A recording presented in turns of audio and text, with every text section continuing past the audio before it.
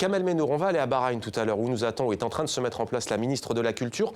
Vous êtes invité à cette conférence internationale à Bahreïn qui s'appelle Investir dans la culture. C'est organisé par Thinkers and Doors. Qu'est-ce qui vous a séduit, vous? Pourquoi prendre l'avion pour aller à Bahreïn et pour apporter votre pierre à l'édifice? Peut-être que nous avons été intervenants au Qatar, à Abu Dhabi, au Liban, dans le cadre de ce musée qui a été monté au plus beau jour pour recréer un petit peu ce qui a été Beyrouth, la Fondation Aïchti. On a participé en apportant un certain nombre d'artistes. Et je pense que c'est très, très important de confronter et d'être très présent dans cette région du monde qui a besoin de culture, je pense. C'est un peu d'ailleurs le point commun peut-être entre vos deux œuvres. C'est ce trait d'union entre Orient, entre guillemets, et Occident, avec les guillemets. Peut-être quelques mots sur ce métier de galeriste. Nos téléspectatrices et nos téléspectateurs ne savent pas forcément en quoi consiste votre travail. Que faites-vous au juste? En fait, de réunir un certain nombre d'artistes, jeunes et moins jeunes, de toute géographie, en fait. Tous horizons. Artistes, absolument.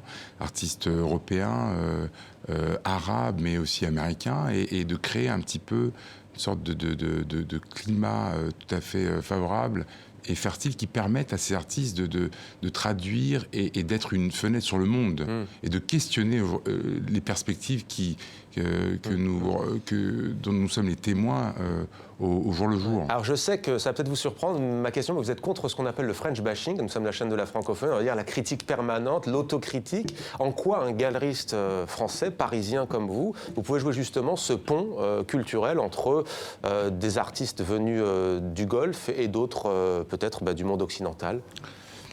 Le French bashing, on a été le pays qui a accueilli les plus grands artistes avant la Seconde Guerre mondiale. Et on a des diasporas qui aujourd'hui composent la société française et des Français qui forment un tout et qui ont la possibilité de s'exprimer et d'être extrêmement pertinents. Nous sommes participants à la Foire de Bâle, qui est l'événement le plus important au monde.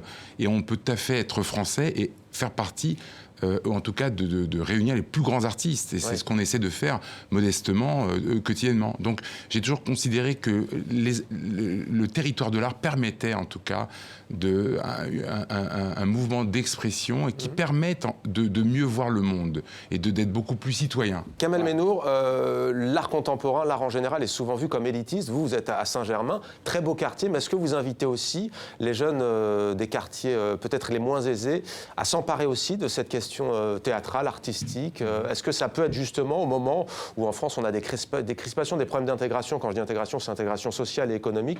Est-ce que ça peut être un élément qui est important? Déjà, nous sommes mitoyens de l'École des Beaux-Arts, donc on a plein d'étudiants qui viennent à la galerie. Les galeries d'art sont un espace gratuit, donc tout le monde peut venir. Je viens moi-même, je suis issu de la banlieue.